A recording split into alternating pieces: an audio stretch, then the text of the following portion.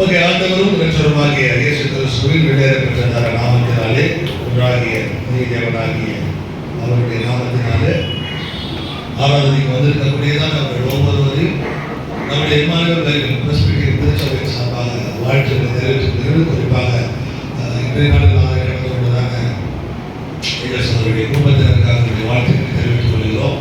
கடவுளுடைய திருவள்ளுவரோடு இருப்பதாக நம்ம தொடர்ந்து கொலை செய்யப்பட்டதை தான் நம்ம பார்த்து கொண்டே வருகிறோம். ஒரு 2 மாதங்களுக்கு மேலே நானே சொல்லணும், நான் எல்லாம் பார்த்துட்டு இருக்கிறோம் நம்ம நினைக்கிறோம். எனக்கு இந்த கொலை செய்ய புத்தகத்துடைய நிறைவின் பகுதிக்குள்ளாக நாம் வந்திருக்கிறோம்.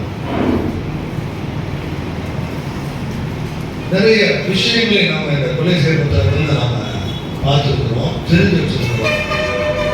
அதாவது கொலை செய்ய புத்தகத்தை நம்ம பார்த்ததான தலைப்பு, அவருக்குள் வேறுபட்டவர்களாய் அவர் மேல் கட்டப்பட்டவர்களாய் நம்முடைய வாழ்க்கை இருக்க வேண்டும். அவருக்குள் வேறுபட்டு அவர் மேல் கட்டப்படணும். கொலைசு திருச்சபை சந்தித்ததான பிரச்சனைகளிலிருந்து பவுல் அவர்களுக்கு கொடுக்கக்கூடியதான ஆலோசனை, மிக முக்கியமான ஆலோசனை, குறிப்பாக இயேசு கிறிஸ்துவினுடைய தெய்வீக தன்மை காக்கப்படுகிறது.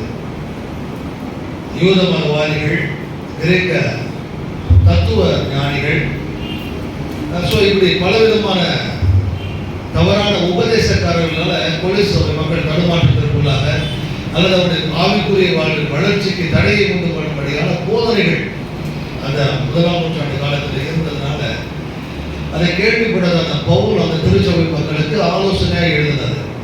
மொத்தம் 4 அதிகாரங்கள் இருக்கு. அப்படின்னா 1ஆவது அதிகாரத்தில் சொல்றாரு, கிறிஸ்துவானவர் மேலானவர், கிறிஸ்து எல்லாவற்றிற்கும் தலையாக இருக்கிறவர், அவர் தேவனுடைய தத்துவரூபம், பிதாவை வெளிப்படுத்தும்படியாக கடவுள் இந்த பூமியில வெளிப்பட்டார். அப்படின்னா அது இயேசு கிறிஸ்து தான், அவர் முதல் பேரானவர். ஆகவே கிறிஸ்துவானவர் அவர் தேவன் தவிர மற்றவர்கள் சொல்வது போல அவர் கிடையாது என்பதை 1ஆவது அதிகாரத்தில் புரிய வைக்கிறார். அதாவது கிறிஸ்து என்பவர் யார் என்பதை புரிய வைக்கிறார். 2ஆவது அதிகாரத்தை நாம் பார்த்தோம் அப்படின்னா கிறிஸ்துவெல்லாம் நாமெல்லாம் யார் அப்படின்றார்.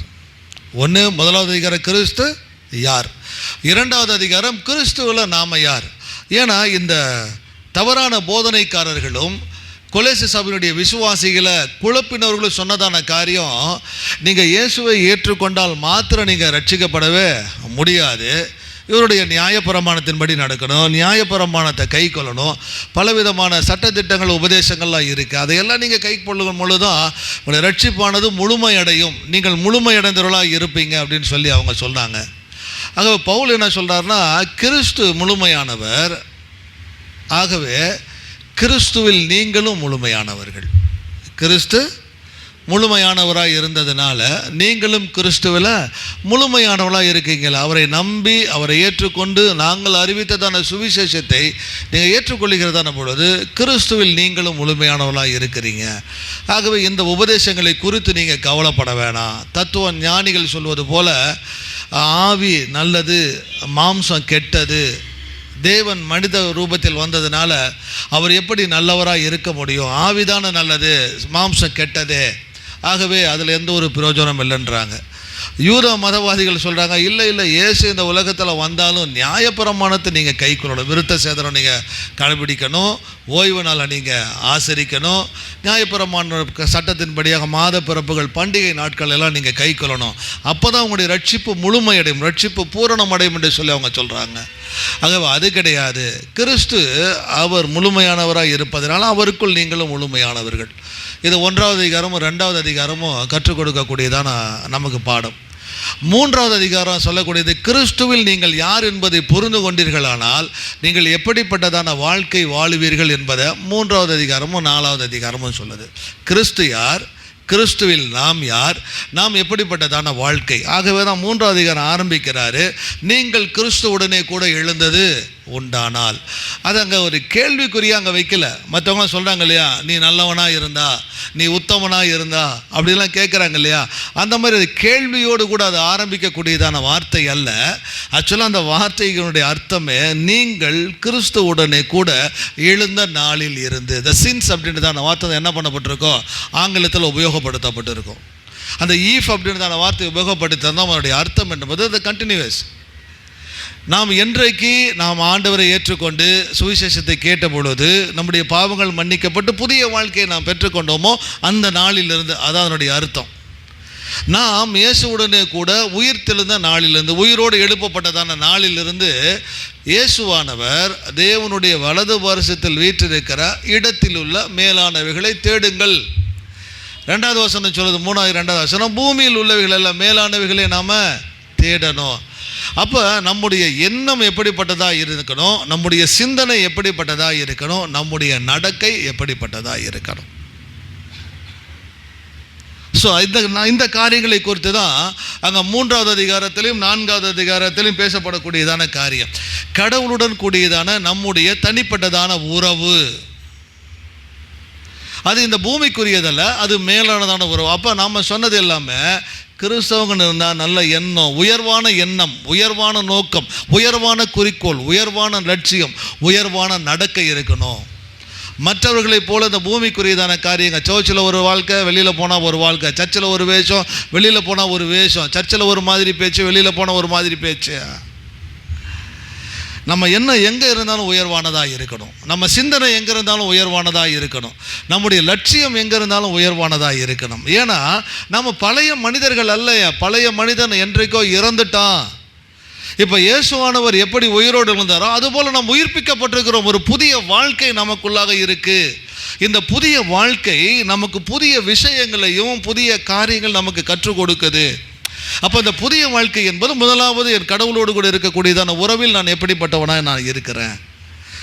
கடவுளோடு கூட உறவு என்பது கிறிஸ்துவானவர் தேவனுடைய வலது வருஷத்தில் வீற்றிருக்கிற இடத்தில் உள்ள மேலானவைகளையே தேடுங்கள் என்று சொல்லப்படக்கூடிய அந்த 1வது வசனம், அவர் எப்படி உயர்ந்தவராய் இருந்தாரோ, இயேசு எப்படி நல்லவராய் இருந்தாரோ, இயேசு எப்படி நன்மை செய்கிறாய் இருந்தாரோ, அவருடைய குணத்தை நீங்கள் தேடுங்க, அவருடைய குணத்தை நீங்கள் பாருங்கள். ஸோ அப்போ நம்ம ரட்சிக்கப்பட்டவங்களாக இருந்தால் நம்ம புத்தி நம்மக்கிட்ட இருக்காது, நம்ம எண்ணம் நம்மக்கிட்ட இருக்காது, நம்ம செய்கை நம்மக்கிட்ட இருக்காது. நாம் செய்வதும் யோசிப்பதும் நடப்பதும் இயேசுவானவர் எப்படி இருந்தாரோ அதுபோல் இருப்பதற்கு நாம் முயற்சி செய்வோம், நடப்போம். ஸோ இயேசுவுடனான தனிப்பட்ட கிறிஸ்துவுடனான தனிப்பட்டதான உறவில் நான் எப்படிப்பட்டவனாய் நான் இருக்கிறேன்.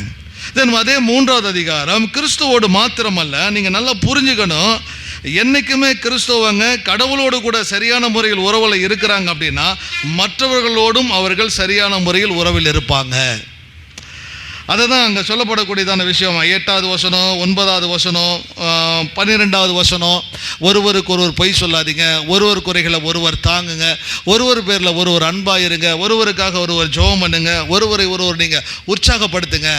அப்போ நான் கிறிஸ்துவோடு கூட எழுப்பப்பட்ட நாளிலிருந்து என்னுடைய உறவு என்பது கடவுளோடு கூட எப்படி இருக்குது, என்னுடைய உறவு என்பது மற்றவர்களோடு கூட எப்படி இருக்குது. நான் இன்னும் அதே பொறாமை, அதே மூர்க்கம், அதே கோபம் அப்படி நான் இருக்கிறேன்னா, இல்லை நான் சாந்தம் உள்ளவனாய் பொறுமையுள்ளவனாய் என்ன சொல்கிறது புதிதாய் சிருஷ்டிக்கப்பட்டதான சிருஷ்டிக்குண்டான வாழ்வில் நான் நிலைத்து இருக்கிறேனா? ஓகே, 7வது வசனத்திலிருந்து நீங்கள் 13வது வசனம் வரையிலும், ஏன் 15வது வசனம் வரைக்கும் நம்ம பார்ப்பது என்பது கிறிஸ்துவனாகிய என்னுடைய உறவு என்பது இந்த சமுதாயத்தில் மற்றவர்களோடு எப்படி இருக்குது. ஸோ அடுத்தது நம்ம பார்க்கக்கூடியதான விஷயம் 18வது வசனத்திலிருந்து 4வது அதிகாரம் 1வது வசனம் வரையிலும்.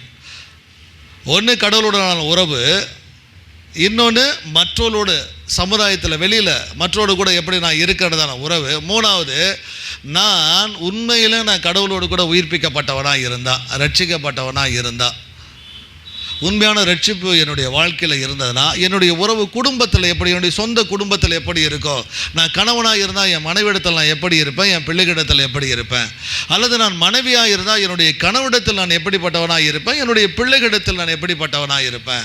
ஒருவேளை நான் முதலாளியாக இருந்தால் என்கிட்ட வேலை செய்யக்கூடியதான தொழிலாளி இடத்துல நான் எப்படியாக இருப்பேன், தொழிலாளியாக இருந்தால் எனக்கு மேலே இருக்கக்கூடியதான பாசுக்கிட்ட முதலாளிக்கிட்ட நான் எப்படிப்பட்டதான உறவில் இருப்பேன். இந்த விஷயங்களை பேசுவது 18வது வசனத்திலிருந்து 4வது அதிகாரம் 1வது வசனம் வரையிலும்.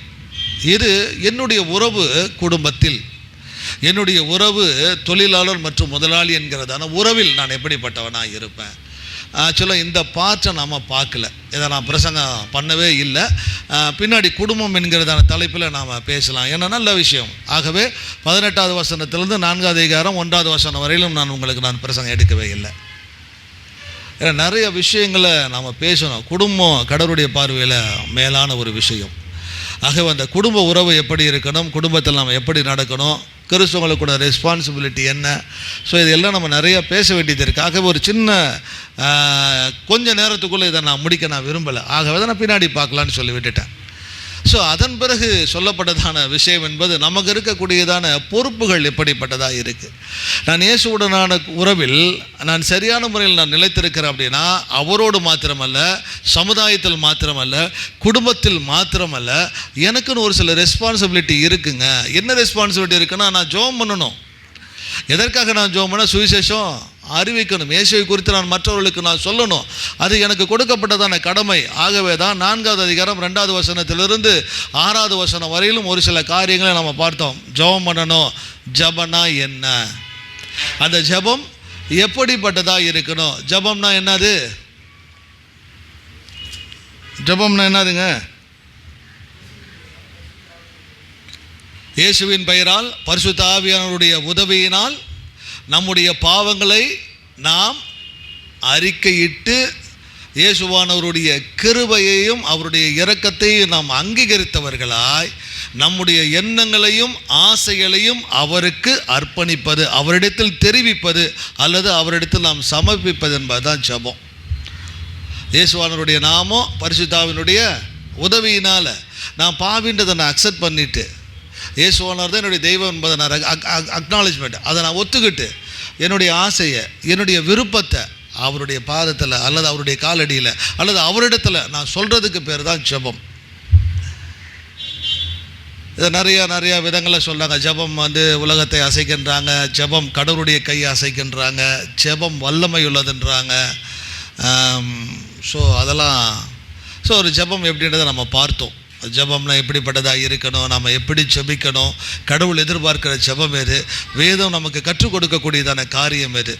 ஆகவே நாம் ஜெபிக்கணும். அந்த ஜெபம் எப்படிப்பட்டதாக இருக்கணும்னா, இடைவிடாமல் நாம் ஜெபிக்கிறவங்க, தொடர்ந்து ஒரு காரியத்திற்காக நம்ம ஜெபிக்கணும். சோர்ந்து போகாமல் நாம் ஜெபம் பண்ணுறவங்களாம் நாம் இருக்கணும். அந்த ஜெபம் நன்றி உள்ளதாக இருக்கணும், அது விழித்திருப்பதாக இருக்கணும்.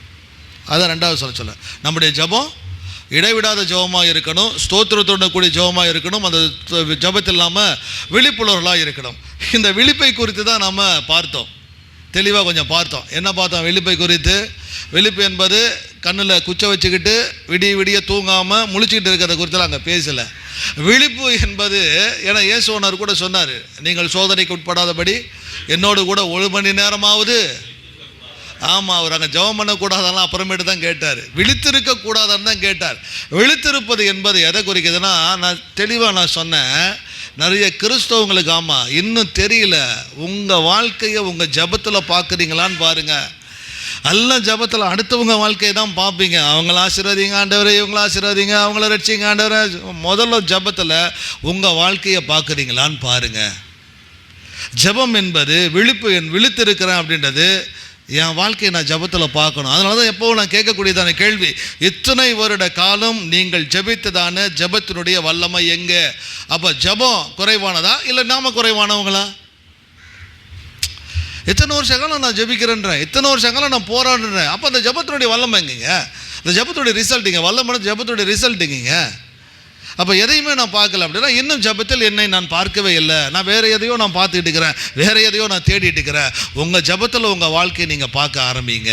அந்த ஜெபம் உங்களுக்கு கற்றுக் கொடுக்கும் நாம் யார் என்பதை. இத்தனை வருஷம் நம்ம வாசிக்கிறோம் பைபிளை, இத்தனை வருஷ காலம் அதை நம்ம சுமந்துக்கிட்டு வந்திருக்கிறோம், இத்தனை வருட காலங்கள் கடவுளுடைய வசனத்தை நம்ம தியானம் பண்ணியிருக்கிறோம். அந்த வசனத்தினுடைய வல்லமை எங்கே? அப்போ வசனம் வல்லமை குறைஞ்சிருச்சா இல்லை நாம் ஏதாவது நம்ம தப்பு பண்ணிட்டு இருக்கிறோமா? ஸோ 2 விஷயங்கள் நீங்கள் என்றைக்கும் மறந்துடாதீங்க. ஒரு கிறிஸ்தவங்களாக இருந்தால் உங்கள் வாழ்க்கையில் ஒவ்வொரு நாளும் ஜெபித்து தன ஜெபத்தினுடைய பலனை நீங்கள் பார்க்கணும், வசனத்தினுடைய வல்லமையை நீங்கள் பார்க்கணும். விச் மீன்ஸ் தேவனுடைய வல்லமையும் அவருடைய கிருபையும் உங்கள் வாழ்க்கையில் நீங்கள் தினமும் பார்க்கணும். அது என்றைக்கோ ஒரு நாள் பார்க்கக்கூடியதான விஷயம் அல்ல. என்றைக்காவது ஒரு நாள் எப்போ ஆண்டவர் என் வாழ்க்கையில் அற்புதம் செய்தார், எப்போ உங்கள் ஆண்டவர் உங்கள் வாழ்க்கையில் செயல்பட்டார் சொல்லுவீங்க. என்றைக்காவது இப்போ உடம்பு சரியாமல் இருந்தேன், அப்போ நான் தேடினேன். தினமும் நீங்கள் பார்க்கணும். தினமும் நீங்கள் பார்த்தா தான் நம்ம கடவுளோடு கூட இருக்கிறோன்னு அர்த்தம். என்றைக்காவது ஒரு நாள் பார்த்தாங்கன்னு இங்கே நின்று சாட்சி சொல்லுவது அர்த்தம் அல்ல.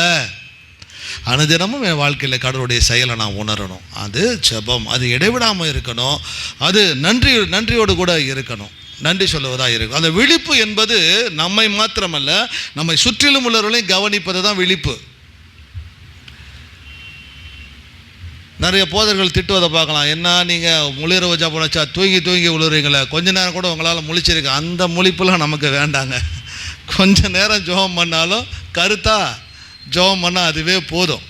புரியுதா? சும்மா வளன்னு இழுத்துக்கிட்டு போயிட்டு இருக்க வேலையில் நமக்கு இடம். ஆகவே ஜெபம் இடைவிடாமல் ஜெபம் பண்ணுங்கள். ஸ்தோத்திரத்தோடு ஜெபம் பண்ணுங்கள். விழித்திருந்து நீங்கள் ஜெபம் பண்ணுங்கள். எதற்காக ஜெபம் பண்ணணும்? எதற்காக நாம் ஜெபம் பண்ணணும்? 3வது வசனம் சொல்லி கொடுக்குது. கிறிஸ்துவின் ரகசியத்தை நிமித்தம் கட்டப்பட்டு இருக்கக்கூடியதை நான் தேவன் திறந்த வாசலை கொடுக்கும்படியாக நாம் ஜெபம் பண்ணணும். ஸோ மொதல் விஷயம், கடவுளுடைய வசனம் எங்கேயும் போவதற்கு உண்டாக நாம் என்ன பண்ணணும்? நாம் ஜெபம் பண்ணணும். 2வது வசனம் சொல்லுது, 2வது வார்த்தை சொல்லுது, 5வது வசனம், புறம்பெயர்களுக்கு முன்பாக நாணமாய் நடப்பதற்காக ஜெபம் பண்ணணும். நான் திரும்ப நான் சொன்னேன், உங்கள் வாழ்க்கையை நம்ம வாழ்க்கையை நம்ம வாழும் பொழுது ஏதோ நமக்கும் கடவுளுக்கு மாத்திரம் தெரிஞ்சால் போதும், நமக்கும் கடவுளுக்கு உண்டான காரியம். ஸோ நான் என்னுடைய வாழ்க்கை கடவுளுடைய உறவு இதில் மாத்திரம் சரியாக இருந்துட்டால் போதும்னு நினச்சிக்கிட்டு மற்றவர்களை குறித்தான அலட்சியமோ மற்றவர்களை குறித்தான அக்கறையோ இல்லாமல் இருந்தோன்னா தவறு. மற்றவங்க நம்ம வாழ்க்கையை பார்க்குறாங்க, நீங்கள் பார்க்குறீங்களோ இல்லையோ, நீங்கள் உங்கள் பக்கத்து வீட்டை பார்க்குறீங்களோ, நீங்கள் உங்கள் தெருவை பார்க்குறீங்களோ இல்லையோ, உங்கள் பக்கத்து வீட்டுக்காரங்க உங்களை பார்த்துக்கிட்டே இருக்காங்க, உங்கள் தெருவில் இருக்கிறவங்க உங்களை பார்த்துக்கிட்டே இருக்காங்க. அதை தயவு செஞ்சு உங்கள் கவனத்தில் வச்சுக்கோங்க. நாம் எடுத்து வைக்கிற ஒவ்வொரு அடியையும் கடவுளை அறியாத, இயேசுவை அறியாத அந்த ஜனங்கள் இயேசுவை ஏற்றுக்கொண்டதான நீங்கள் எப்படி நடக்கிறீங்க அப்படின்றத ஜனங்க வாட்ச் பண்ணிட்டு இருக்கிறாங்க.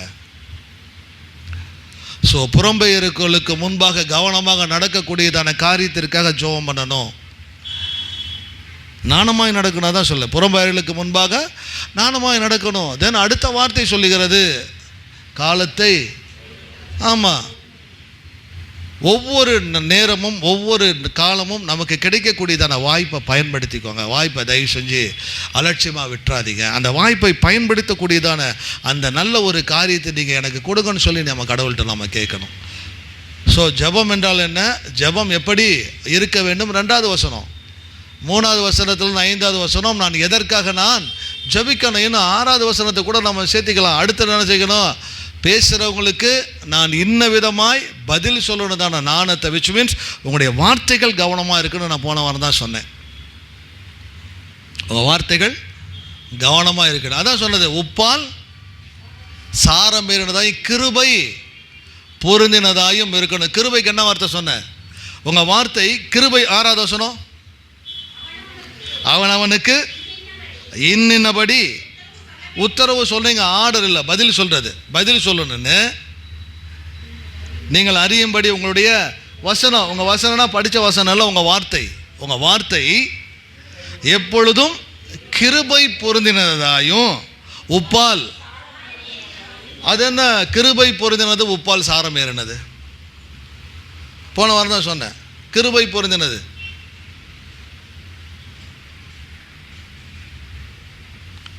நீதிமொழிகள் 17:1 கூட சொன்னேங்க, த சாஃப்ட் ஆன்சர்னு நான் சொன்னேன். கிருபை என்பது என்னது? த சாஃப்ட் ஆன்சர், மெதுவாய், சாந்தமாய், பொறுமையாய் பதில் சொல்லுங்கன்றார். அவனவனுக்கு இன்னினபடி உத்தரவு சொல்ல வேண்டும் என்று நீங்கள் அறிந்து உங்கள் வசனம், உங்கள் வார்த்தை கிருபை. ஸோ எப்போ பேசினாலும் உங்கள் வார்த்தையில் ஒரு சாஃப்ட்னஸ் இருக்கணும்னு சொன்னேன். ரொம்ப ஹார்டாக, ரொம்ப முரட்டுத்தனமாக, அடுத்தவர்களை காயப்படுத்துவதாய், அடுத்தவர்களை வேதனைப்படுத்துவதாய், அடுத்தவர்களை கோபம் ஊட்டுவதாய் உங்களுடைய வார்த்தைகள் என்றைக்கும் இருக்கவே கூடாது. தயவுசெய்து உங்கள் வார்த்தைகள் அடுத்தவங்களை அலட்சியப்படுத்துதான்னு பாருங்கள். உங்கள் வார்த்தையினால் அடுத்தவங்களை ஒதுக்குறீங்களான்னு பாருங்கள். உங்கள் வார்த்தையினால் அடுத்தவங்களுடான உறவை நீங்கள் இழந்து போகிறீங்களான்னு பாருங்கள். So careful about your words.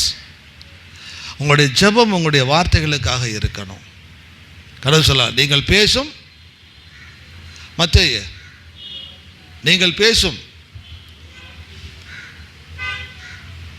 மத்தேயு ப்ளீஸ் திருப்பிக்கோங்க. 12வது அதிகாரம் 36வது வசனம். 12, 36, 37. மனுஷர் பேசும் வீணான வார்த்தைகள் யாவையும் குறித்து நியாய தீர்ப்பு நாளில் கணக்கு ஒப்புவிக்கப்பட வேண்டும். ஓகே, தென் உங்களுக்கு சொல்லுகிறேன், உங்கள் வார்த்தையினால் நீங்கள் நீதிமானா குற்றவாளியா என்று அன்றைக்கு தீர்க்கப்படுவீர்கள். என்ன ஜார்ஜ், எப்படி யோசிக்கிறீங்க? மனுஷர் பேசும்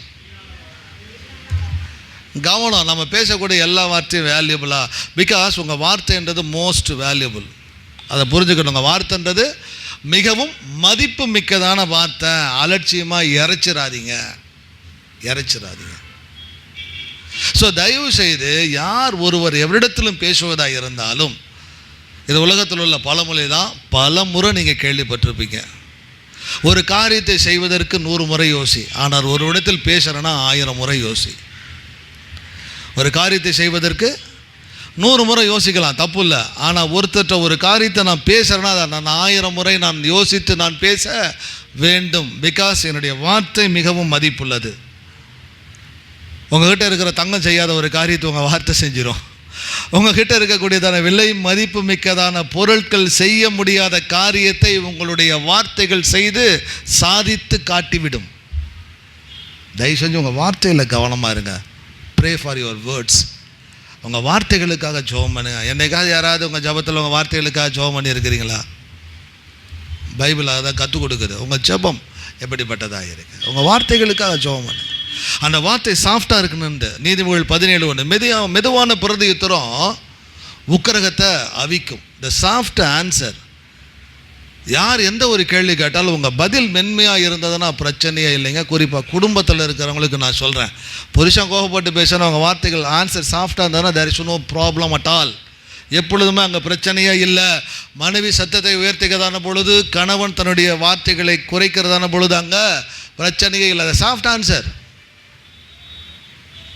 நீயானா நான் பார்த்துக்கலான்னு போட்டி போட்டால் அப்போ வார்த்தைகள் அதிகமாக இருக்கும். ஆம்பிளிஃபயர் தேவையில்லை, தெருவுக்கு ஸ்பீக்கர் தேவையில்லை, நம்ம யாருன்றதை பார்த்து தெரிஞ்சுப்பாங்க. ஸோ அதுக்கு தான் அவங்க அந்த ப்ரேயர் ரொம்ப நாணமுள்ளதாக இருக்கணும். அதுதான் சொல்ல, உங்கள் வார்த்தைகள் கிருபை பொருந்தினது. உங்கள் வார்த்தை அந்த அளவுக்கு மிகவும் பிரயோஜனம் உள்ளதாக இருக்கும். 2வது, உப்பால் சாரம் ஏறினது. உப்பால் சாரம் ஏறினது. உப்பு 2 விஷயத்தை நான் சொன்னேன். 1, உப்பு பாதுகாக்கும், உப்பு சுவையுள்ளதாக ஆக்கும். உங்கள் வார்த்தையினால் உங்கள் உறவுகளை நீங்கள் பாதுகாக்கிறீங்களான்னு பாருங்கள். உங்கள் வார்த்தையினால் உங்களுடைய உறவுகளை நீங்கள் கெட்டு போகாமல் பாதுகாக்கக்கூடிய வேலை உப்புக்கு உண்டு. நீங்கள் பேசும் பொழுது ஒரு இடத்தில் இருக்கக்கூடியது அந்த உறவையும் ஐக்கியத்தை நீங்கள் கட்டி எழுப்புகிறீங்க, பாதுகாக்கிறீங்க அப்படின்னா நீங்கள் சரியான வார்த்தையை, வேல்யூபிளான வார்த்தையை நீங்கள் பேசுகிறீங்கன்னு அர்த்தம். நீங்கள் பேசக்கூடியதான வார்த்தையினால் உறவுகள் இடிக்கப்படுது, உறவுகள் சிதைக்கப்படுது அப்படின்னா உங்கள் வார்த்தையில் எங்கேயோ தவறு இருக்குன்னு அர்த்தம். ஸோ உங்கள் வார்த்தை ரொம்ப கவனம். உங்கள் வார்த்தை உங்களுடைய உறவுகளை பாதுகாக்கும். உங்கள் உறவை உங்களோட கூட நிலைச்சு நிற்க உதவி செய்யும். 2வது, அந்த உறவும் அந்த ஐக்கியமும் அந்த வார்த்தையானது நம்ம சுவையுள்ளதாகும். அந்த லைஃப்பை நமக்கு டேஸ்ட்ஃபுல்லாகும். என்னடா வாழ்க்கை எத்தனை பேர் சலிச்சுட்டு உட்காந்துட்டு இருக்கிறீங்கல்ல, காசு பணத்தினால இல்லை, உறவுன்னு சொல்லிக்க நம்ம கூட யாரும் இல்லை. நமக்கு உறவு நிற்க யாருமே இல்லை. காரணம் வாயினால் எல்லாத்தையும் இடித்து போட்டு உட்காந்துட்டு இருக்கிறோம் எல்லாம் இருந்தோம். ஸோ தயவுசெய்து உங்களுடைய வார்த்தைகளுக்காக நம்முடைய வார்த்தைகளுக்காக நாம் ஜெபம் பண்ண வேண்டியதாக இருக்குது. ஸோ இது 4வது அதிகாரம் 2வது வசனத்திலிருந்து 6வது வசனம் வரைக்கும் கற்றுத்தரக்கூடியதான காரியம். அதன் பிறகு இன்றைய நாளுடைய செய்தி இப்போ தான் வரேன், சீக்கிரம் நான் முடிச்சிட்றேன். எவ்வளோ ஷார்ட் அண்ட் ஸ்வீட்டாக அவங்களுக்கு நான் சொல்ல முடியுமோ அவ்வளோ ஷார்ட் அண்ட் ஸ்வீட்டாக அவங்களுக்கு நான் சொல்லலாம். 7லிருந்து 18 ஒரு போர்ஷன். இந்த 4வது அதிகாரத்தை பிரித்தா 4:1 வரைக்கும் 3வது அதிகாரத்தோடு கூட தொடர்புடையது. ஆக 2வது வசனத்திலிருந்து 7வது 6வது வசனம் வரையிலும் ஒரு பகுதி, 7வது வசனத்திலிருந்து 18வது வசனம் வரையிலும் ஒரு பகுதி. மோஸ்ட் ஆஃப் த டைம் நிறைய நேரங்களில் இந்த பகுதியை கிறிஸ்தவங்க வாசிக்கிறத பிடிக்காது. ஏன்னா இவனுக்கு வாழ்த்துதல் சொல்கிறான், அவனுக்கு வாழ்த்துதல் சொல்கிறான், இவனை கேட்குறான், இவனை நினைக்கிறேன், இவனுக்காக ஜெபம் பண்ண ஒரே பேராக வந்துட்டு இருக்குது. Skip that. அதை தூக்கி போட்டு அடுத்த பகுதிக்குள்ளாக நாம் போகலாம், நம்ம போவோம். ஆனால் இருக்கிறதுலையே நமக்கு மிக மிக மிக மிக முக்கியமான பாடத்தை கற்றுக் கொடுக்கக்கூடியதான பகுதி எதுன்னு கேட்டிங்கன்னா, இது வரைக்கும் பார்த்ததோட வெரி இம்பார்ட்டன்ட் லெசன். இந்த 7வது வசனத்திலிருந்து 18வது வசனம் வரை நம்ம பார்க்கக்கூடியதான ஒரு காரியம். ஓகேங்களா? இப்போ ஒரு கேள்வியோடு கூட நான் போகிறேன். ஒரு கேள்வியோடு கூட நான் போகிறேன். என்ன ஒரு கேள்வியோடு கூட நான் போகிறேன் அப்படின்னா, சர்ச்சுனா என்ன நீங்கள் நினச்சிட்டு இருக்கிறீங்க? ஊழியம்னா நீங்கள் என்ன நினச்சிட்டு இருக்கிறீங்க? உங்கள் மனதில் இருக்கக்கூடியதான காரியம் என்ன? யோசித்து வைத்துக் கொள்ளுங்க. ஜபத்தோடு கூட நம்ம போகலாம், ஜெபம் பண்ணலாம். நல்ல தகப்பனே, நன்றி சொல்லுகிறோம். உங்களுடைய வார்த்தைகளை குறித்து தியானிக்க, உங்களுடைய வார்த்தைகளை குறித்து நாங்கள் பார்க்க இருக்கிறோம். பரிசுத்த ஆவியானவர் எங்களுடைய எண்ணங்களையும் சிந்தனைகளையும் உங்களுடைய வசனத்துக்கு நேராக உங்களுடைய வார்த்தைகளை கேட்கும்படியான கவனத்தை கொடுக்க உதவி செய்வாராக. தொடர்ந்து நீர் எங்களை பலப்படுத்தும். இயேசுவின் நாமத்தில் பிதாவே, ஆமென். நன்றி. ஓகேவா? இப்போ நான் ஒரு சின்ன கேள்வி தான் கேட்டேன். ஊழியனா என்ன நீங்கள் நினச்சிட்டு இருக்கிறீங்க? சர்ச்சுனா என்ன, அதை எப்படி நீங்கள் நினச்சிட்டு இருக்கிறீங்க? இந்த பகுதி 2 விதமான என்ன சொல்லுது, போதனைகளை, படிப்பினையை நமக்கு கற்றுக் கொடுக்குது. ஒன்று தலைவர்கள், பாஸ்டர்ஸ், லீடர்ஸ். இன்னொன்று விசுவாசிகள், மக்கள். இந்த 2 பேர்த்துக்கும் நல்ல ஒரு படிப்பினை இது கற்றுக் கொடுக்கக்கூடியதான ஒரு விஷயம். ஏன்னா மக்கள் என்ன நினைக்கிறாங்க, ஊழியம் சர்ச் அப்படின்னா இது ஊழியத்திற்காக அழைக்கப்பட்ட ஒரு மனிதனுடைய கடமை. ஊழியத்துக்கு எங்களுக்கு சம்மந்தமே கிடையாது. வாரானா சர்ச்சுக்கு வருவோம், போவோம், அவ்வளோதான். எங்கள் பாட்டு அவ்வளோதான், எங்கள் வேலை இதுதான். இதை தான் நாங்கள் நினச்சிட்டு இருக்கிறோம். நேரம் கிடைச்சா சுவிசேஷம் அறிவிப்போம், எங்காவது வீட்டுக்கு கூப்பிட்றீங்களா, நாங்கள் வரோம். அதையும் தாண்டி மற்ற காரியங்களை நினச்சிக்காதீங்க. இது உங்களுக்கு கொடுக்கப்பட்ட கடமை. பாஸ்டர் நீங்கள் இதுக்குன்னு இருக்கிறீங்க, நீங்கள் இதுக்கு தான் செஞ்சாகணும், எங்களெல்லாம் எதிர்பார்க்காதீங்க. எங்களுக்கு பாரு எவ்வளோ வேலைகள், எவ்வளோ காரியங்கள் இருக்குது. இது நம்முடைய எண்ணம், விசுவாசிகளுடைய எண்ணம். ஊழியக்காரனுடைய எண்ணம், நான் ஒரு ஸ்பெஷல் பர்சன், நான் ஒரு சிறப்பான ஒரு மனிதன். ஏன்னா கடவுள் பாரு என்ன தானே ஊழியத்துக்கு அழைச்சிக்கிறார். உங்களை அழைச்சார். உங்களோட 100 மடங்கு நான் பெரியவன், உங்களோட 100 மடங்கு நான் சிறப்பானவன். ஏன்னா கடவுளுடைய ஊழியத்தை செய்யும்படியாய் கடவுள் என்ன அழைச்சிருக்கிறார். ஸோ ஐ ஆம் த ஸ்பெஷல் பர்சன். இன்னும் சொல்லப்போனால் நான் ஒருவன் மாத்திரமே இந்த ஊழியத்தை செய்வதற்காக, உங்களுக்கு ஊழியம் செய்வதற்காக கடவுள் என்ன தெரிஞ்சிருக்கிறார். நான் சிறப்பானவங்க தான் என்ன ஊழியக்காரங்க மத்தியில். ஒன்று ஊழியங்களோ திருச்சபையை குறித்து நினைக்கிறதான பொழுது மக்களுடைய எண்ணம் அந்த மாதிரி இருக்குது. ஊழியக்காரனுடைய எண்ணம் ஏதோ ஒரு ஸ்பெஷல். இப்போ நான் பார்க்குறேன் இல்லையா, அந்த சூப்பர்மேன் ட்ரெஸ் மாதிரியோ இல்லை ஒரு பெரிய சூப்பர் ஹீரோ மாதிரியோ ஊழியக்காரங்கண்ணா என்ன, நான் இல்லைன்னா இந்த ஊழியத்தை நான் நடத்திடுவீங்களா, நான் இல்லைன்னா இந்த இந்த சர்ச்சு நடந்துடுமா, நான் தான் கடவுளால் அழைக்கப்பட்டவன். மக்கள் இல்லைங்கய்யா, இது உங்களுக்கு கொடுக்கப்பட்டதா, எங்கள் வேலை வந்து உட்காரது, கேட்குறது, போகிறது, கூப்பிட்டா வர்றது, இதுதான் எங்களுடைய வேலை. இதுதான் மக்களுடைய எண்ணம். ஆனால் இந்த 7வது வசனத்திலிருந்து 18வது வசனம் வரையிலும் பவுல் அவருடைய கடிதத்தின் மூலமாய் நமக்கு கற்றுக் கொடுக்கக்கூடியதான காரியம், நாம் அத்தனை பேருமே சேர்ந்து திருச்சபையில் இருக்கிறோம், திருச்சபை ஊழியத்தில் இருக்கிறோம். இது ஒருவராய் செய்யக்கூடியதான காரியம் என்பது கிடையவே கிடையாது. ஹலோ, நான் சொல்ல உங்களுக்கு புரியுதா? சோச்சுன்றதும் சரி, ஊழியன்றதும் சரி, தனிப்பட்ட ஒருவருக்கு சொந்தமானது கிடையாது. ஒருத்தர் மாத்திரம் தான் செய்யறதான காரியம் அல்ல, ஒருத்தர் மாத்திரம் தான் அதற்கானதல்ல. இதில் எல்லாரும் இணைந்து எல்லாரும் செயல்பட வேண்டியதான காரியம்தான் சபையும் அதனுடைய ஊழியங்களும்.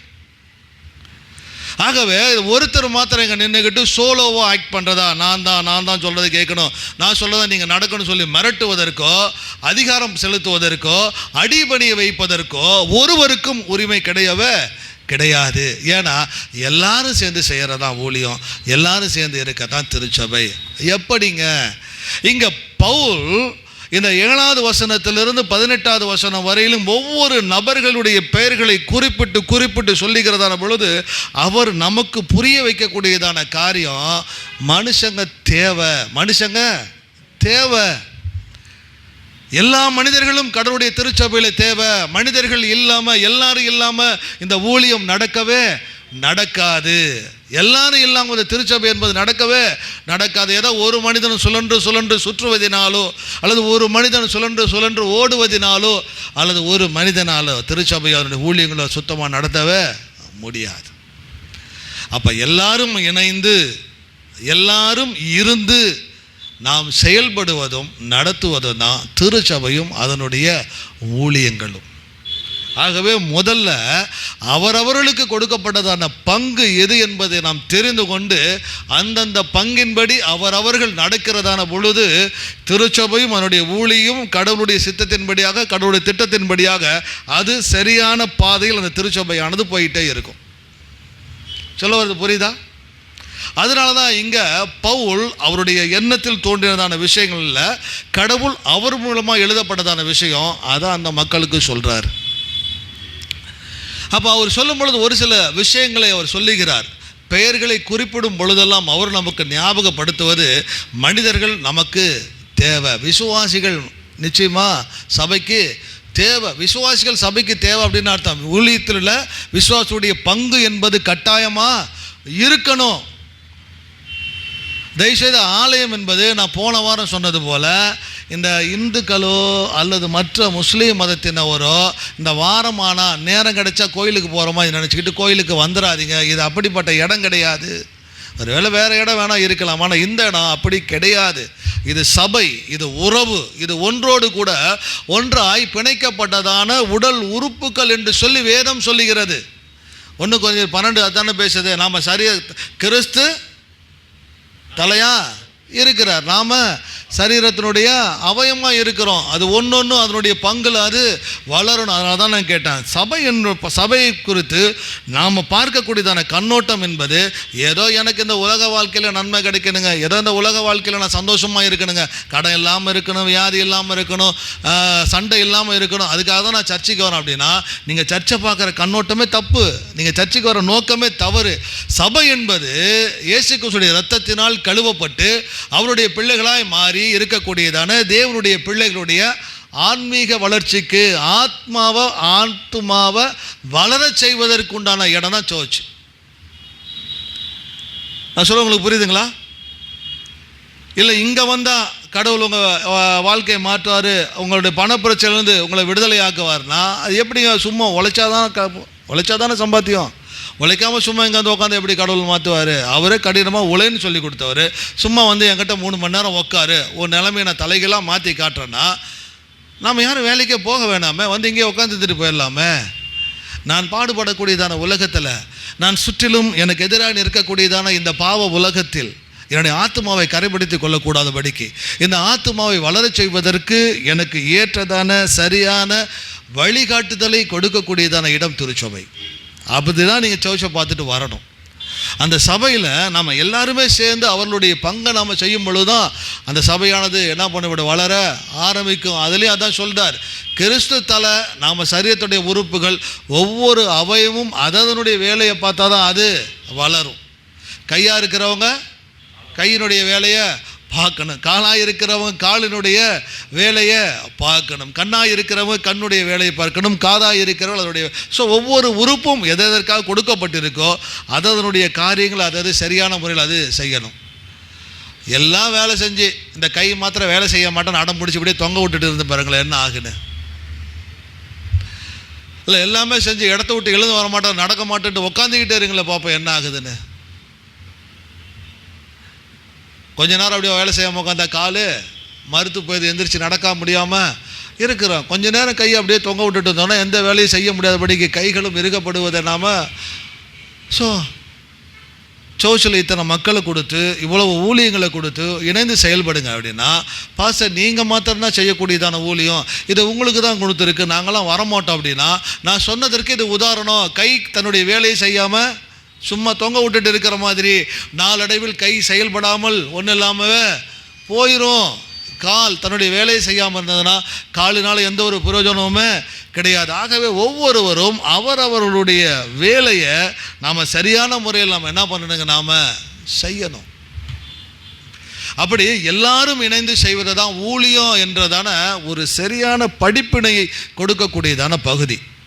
அப்போ 7வது வசனம் என்ன சொல்கிறாரு, யாரை பற்றி பேசுகிறாரு? தீகிக்கு என்பதனை குறித்து பேசுகிறார். 7வது வசனம் வாசிங்க. ஓகே.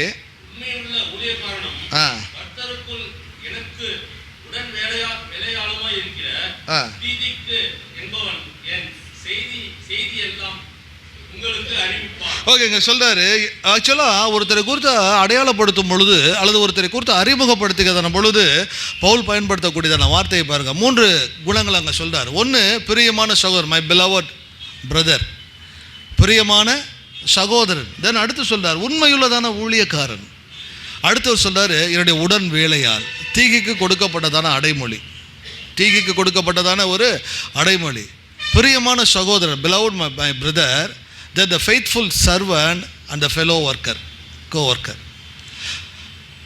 ஸோ ஒருவனை அறிமுகப்படுத்தும் பொழுதோ அல்லது ஒருவனை குறித்து சொல்லும் பொழுதோ இந்த வார்த்தைகளை குறித்து சொல்கிறார் அப்படின்னா, இப்போ என்னுடைய கேள்வி தான், சோச்சில் இருக்கக்கூடியதான நாம் இந்த திருச்சபை ஊழியத்தில் நாம் இணைந்திருக்கிறதான பொழுது நம்மை குறித்து இப்படி அடையாளப்படுத்த முடியுமா? உண்மையுள்ளவர்களா, பிரியமானவர்களாய், உடன் வேலையாட்களாய் நாம் இந்த திருச்சபையில் நாம் இருக்கிறோமா என்பது என்ன நாம் நினைவு கூற வேண்டியதான கட்டாயத்திற்குள்ளாக நாம் இருக்கிறோம். பிரியமான சகோதரன் பயன்படுத்தப்பட்டதான வார்த்தை தாயின் கருவில் ஒன்றா உருவானதான இரட்டை சகோதரர்களுக்கு உண்டானதான அல்லது ஒன்றாய் உருவானதான அந்த இரத்த சம்பந்தமான உறவை குறித்து பேசக்கூடியதான காரியம். அவள் ஒரு மனிதனை தன்னுடைய சொந்த சகோதரராய் அவர் பார்க்கிறார் அப்படின்னா அவருடைய இம்பேக்ட் அந்த ஊழியத்தில் எந்த அளவிற்கு இருந்திருக்கணும். உண்மை குறித்து பேசுகிறார். இவன் உண்மையுள்ளதான ஊழியக்காரனாக என்ன பண்ணுறார், அவர் இருந்திருக்கிறார். தீகிக்கு உண்மைக்கு நிறைய பேருக்கு இன்னும் அர்த்தமே தெரியாதுங்க. உண்மைக்கு உண்மை நிறைய பேருக்கு அர்த்தமே தெரியாது. உண்மையோட அர்த்தத்தை குறித்து யாராவது சொல்லுங்கண்ணா, எப்படி சொல்லுங்க பார்ப்போம். உண்மை ஐயா, உள்ளதை உள்ளபடி சொல்றது. யார்கிட்ட? மற்றவங்கள்ட்ட. உள்ளதை உள்ளபடி சொல்லுவது, அவருடைய வார்த்தையை கவனிச்சுக்கிறது. தான் அடுத்து உண்மை. உண்மை அப்படின்னா நம்ம மனசில் வரக்கூடிய விஷயம் இருங்க ஐயா. உண்மை அப்படின்னா ஃபெனின் உண்மை, ட்ரூத் ஐயா. வெளிப்படையாக இருப்பது உண்மை. அப்புறம் வேற அதுதான் சொல்லிட்டார். உள்ளதை உள்ளபடி அவர் தான் சொல்லிட்டார். உள்ளதை உள்ளபடி சொல்றது உண்மைன்ட்டார். வேற யோசிங்க. சரி, நான் பிடிக்கிறேன். நாமெல்லாம் உண்மையாக இருக்கிறோமா? நாமெல்லாம் உண்மை உள்ளவர்களா?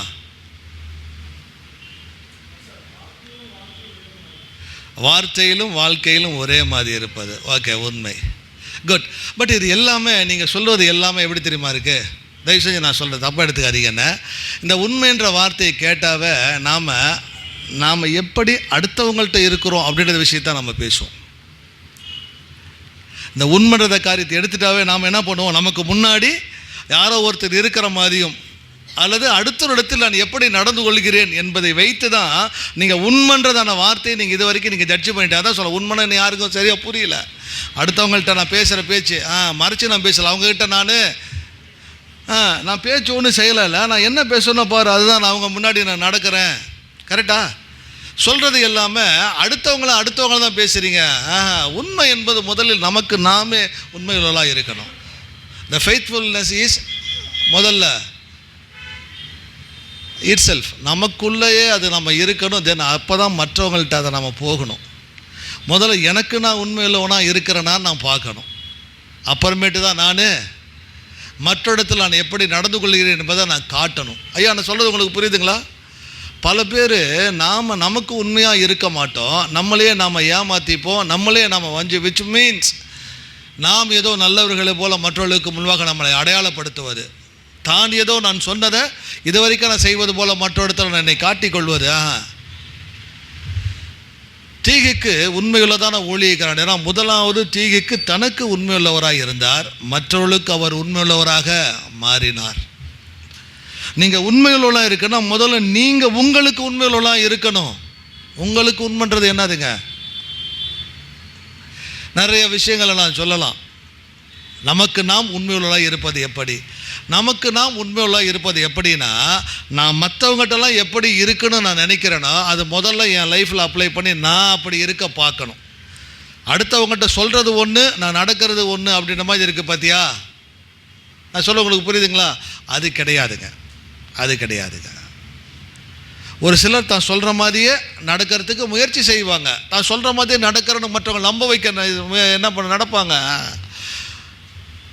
அப்படியே இருக்கக்கூடியதான ஒரு விஷயம். அதான் முதல்ல எனக்கு நான் உண்மையாக இருக்கணும். தீகிக்கு உண்மை என்பது தனக்குத்தானே அவன் உண்மையுள்ளவனாக இருந்தான். தீகிக்கு குறித்து நிறைய பேசலாம். ஏன்னா பவுல் அவருக்கு சொல்லப்படாத அந்த 3 அடைமொழி அதற்கு அவர் தகுதியானவர்.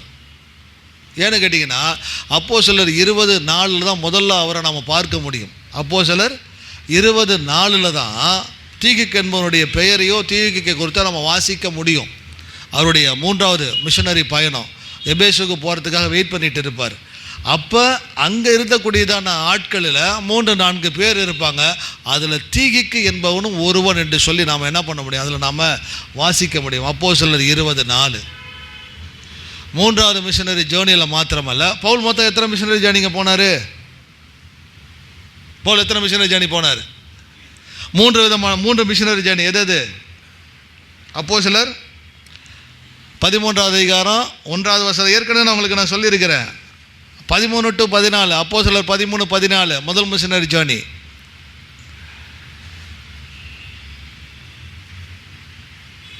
கிபி 47-48 2 வருஷம் அவருடைய மிஷனரி ஜேர்னி. 14ஆம் அதிகாரம் முடிஞ்சோன்னா 15வது அதிகாரம் தொடங்குது. அது கிபி 49. அது எருசலேம் கவுன்சிலை குறித்து பேசக்கூடியது. அந்த 15வது அதிகாரத்தினுடைய கடைசி வசனம், ஐ திங்க் 38வது வசனம் நான் நினைக்கிறேன், அது அவருடைய 2வது மிஷனரி ஜேர்னியுடைய தொடக்கத்தை குறித்து பேசுவதாய் அமையும். ஸோ அப்போ 15:38 18:22 வரையிலும் 18வது அதிகாரம் 22வது வசனம் வரையிலும் 2வது மிஷனரி ஜேர்னி. கிபி 50-52 வரையிலும். கிபி 50 இன்னும் சொல்லப்போனால் 49 எடுத்துக்கலாம். எருசலேம் கவுன்சில் முடிச்ச உடனே கிளம்பிடுறார். கிபி 49 கிபி 52 வரைக்கும் எத்தனை வருட காலங்களையா? 3 வருட காலமா 4 வருட காலமா? 49, 50, 51, 52. ஸோ இது அவருடைய 2வது மிஷனரி ஜேர்னி. அதன் பிறகு 3வது மிஷனரி ஜேர்னி தொடங்குது. அப்போஸ்தலர் 19வது அதிகாரத்திலிருந்து அப்போஸ்தலர் 20-28 வரையிலும், 20-38 வரையிலும், கிபி 53 57 வரையிலும் 3வது மிஷனரி ஜேர்னி. இந்த 3வது மிஷனரி ஜேர்னி அப்போஸ்தலர் 20:4னா 3வது மிஷனரி ஜேர்னியில் தான் தீகிக்கு என்பவனை குறித்து என்ன பண்ணப்படுது, சொல்லப்படுது. ஆனால் அதுக்கு முன்னாடி அவர் இருக்கிறார். பவுலோடு கூட நெருங்கிய உறவு, நெருங்கிய தொடர்பில் இருக்கக்கூடியதான ஒரு மனுஷன். பவுலை குறித்து கேள்விப்பட்ட உடனே பவுலோடு கூட இணைந்து ஊழியத்திற்காக வருவதற்கு தயாராக இருந்தவர். ஆக்சுவலாக அப்போஸ்தலர் 20:4 எதை அவருக்கு போதிக்குதுன்னா, அப்போஸ்தலராகிய பவுல் எருசலேமில் துன்பப்படக்கூடியதான சபை மக்களுக்காக தர்ம பணம் சேகரிக்காக மிஷனரி ஜேர்னி அவர் போகிறார். அப்படி அவர் போயிட்டு வருகிறதான பொழுது புறஜாதியான கிறிஸ்தவ மக்களில் ஒரு சிலரை எருசலேமில் இருக்கக்கூடியதான அப்போஸ்தலத்தில் கூட்டி கொண்டு போகணுன்னு அவருக்கு ஆசை. அப்படி கூட்டிகிட்டு போகணும்னு நினைச்ச மக்களில் தீகிக்கும் ஒருவர். ஏன் அப்படி நினைக்கிறார்னா, புறஜாதியான மக்களுக்கு உண்டானதான அந்த பெரும்பான்மையான புறஜாதி மக்களும் பெரும்பான்மையான எருசலேமில் இருக்கக்கூடியதான யூத ரட்சிக்கப்பட்டதான யூத கிறிஸ்தவர்களுக்குள்ளாக ஒரு நல்ல ஐக்கியத்தை, ஒரு நல்ல ஒரு ஃபெலோஷிப்பை ஏற்படுத்தும் பவுலுடைய எண்ணம். ஆகவே அதற்கு சாட்சியாக ஒரு சிலர் என்ன பண்ணார், கூட்டிகிட்டு போகணும்னு நினைக்கிறார். அதில் தீகிக்கு என்பவர் கூட வரார். இந்த தீகிக்கு என்பவன் கூட வராரு. ஆனால் அவருடைய நடக்கைகள் எல்லாமே பார்த்து பவுல் ஒரு சில வேலைகளை நம்பி கொடுக்கிறார். என்ன வேலையை நம்பி கொடுக்கிறார் அப்படின்னா, தீத்து ஊழியம் பண்ணிட்டு இருக்கிறார். கிரேத்தா தீவில் தீத்து ஊழியம் பண்ணிட்டு இருக்கிறார். பாஸ்டா இருந்து தன்னுடைய கடைசி நாட்களில் தீத்துவை பார்க்கணுன்னு ஆசை பவுலுக்கு. அது சொல்ல உங்களுக்கு புரியுதுங்களா? கிரேத்தா தீவில் தீத்து ஊழியம் பண்ணிட்டு இருக்கிறாரு. தீத்துவை பார்க்கணுன்னு பவுலுக்கு ஆசை. ஆகவே என்ன பண்ணுறாரு, அதுக்கு ஆல்டர்னேட்டிவாக யார் அனுப்புகிறாருன்னா தீகிக்கு அனுப்புகிறார். தீகிக்கு நீ போய் கிரேத்தா தீவில் உள்ளதான சபையில் கொஞ்ச நாளைக்கு நீயே டெம்பரவரி பாஸ்டராக ஒர்க் பண்ணு. அதுக்குள்ளே யார் என்னை வந்து பார்த்துட்டு வந்துடுவா, தீத்து என்னை பார்த்துட்டு திரும்பி வந்துடுவான். தீத்து 3வது அதிகாரம் 12வது வசனம். தீத்து 3:12.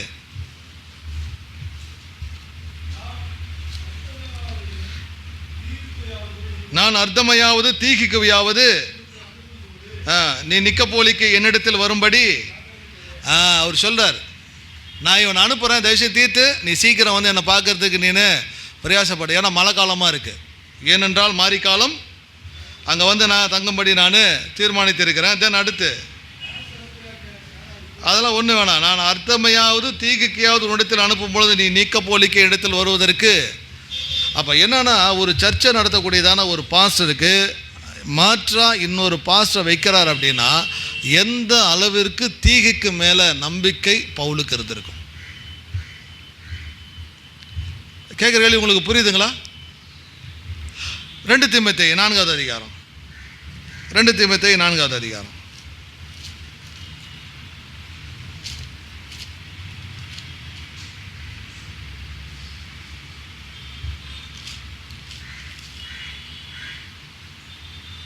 பன்னிரெண்டாவது வசனம். தீகுக்குவை நான்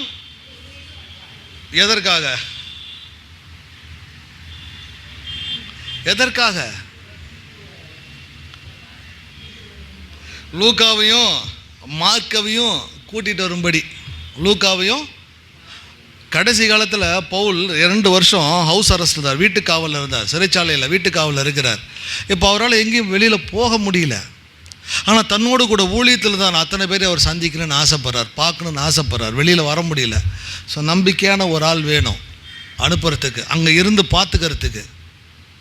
தீகுக்கு ரெக்கமெண்ட் பண்ணுறார். லூக்கா அங்கே இருக்கான், தயவுசெய்து நான் லூக்காவை பார்க்கணுன்னு ஆசைப்பட்றேன், போய் லூக்காவை கூட்டிகிட்டு வா. மார்க் அவனோட தான் இருக்கான். மார்க்கு என்ன பண்ண, தயவு செஞ்சு நீனே கூட்டிகிட்டு வா. அப்படியே நீ எபேசில் போய் அவங்கள எல்லாத்தையும் கூட்டிகிட்டு வந்துட்டு நேர கிரேத்தா பட்டணத்துக்கு தீவுக்கு போ, அங்கே தீத்து ஊழியம் பண்ணிகிட்டு இருப்பான். அவன் என்கிட்ட வந்துடுவான். அவன் வந்து என்னை பார்த்துட்டு போகிற வரையில் நீ அந்த இடத்துல என்ன பண்ண, எனக்காக நீ அந்த இடத்துல நீ பாஸ்டாக இருந்த சோச்சை நீ பார்த்துக்கோ. ஸோ ஊழியத்தில் எல்லாருடைய பங்கு என்பது முக்கியமோ, எந்த அளவுக்கு முக்கியமோ அந்த அளவிற்கு நம்பிக்கையும் ரொம்ப ரொம்ப முக்கியம், உண்மையும் ரொம்ப ரொம்ப முக்கியம். நமக்கு மனிதர்கள் தேவை, நமக்கு மனிதர்கள் தேவை. சர்ச்சுக்கு மக்கள் வேணும், ஊழியத்திற்கு மக்கள் வேணும். எப்படிப்பட்ட மக்கள்? உண்மையுள்ளதான மக்களாக இருக்கணும். இந்த உண்மைக்கு இன்னொரு உதாரணம் சொல்லலாம் அப்படின்னா, ஏன் இந்த அளவுக்கு அவர் பாடுபட்டு அல்லது ஏன் இந்த அளவுக்கு நம்பிக்கை வச்சு சொல்கிறார் அப்படின்னா, ரோமாபுரியிலிருந்து கொலேசே பட்டணத்துக்கு போகணும். ரோமாபுரியிலிருந்து கொலேசே பட்டணத்துக்கு அவர் தீகிக்கு இந்த லெட்டரை எடுத்துகிட்டு வரணும். எந்தெந்த லெட்டரை? கொலேசே பட்டணத்துக்கு எழுதான லெட்டரை அவர் எடுத்துகிட்டு வந்தாகணும். இதை வாசித்த பிறகு இது யாருக்கு எழுதியிருக்கிறாரு? லவோதிக்கேயலுக்கு எழுதியிருக்கிறார். 3வது எபேசுக்கும் இவர் மூலமாக தான் கொடுத்து அனுப்பப்படுகிறது.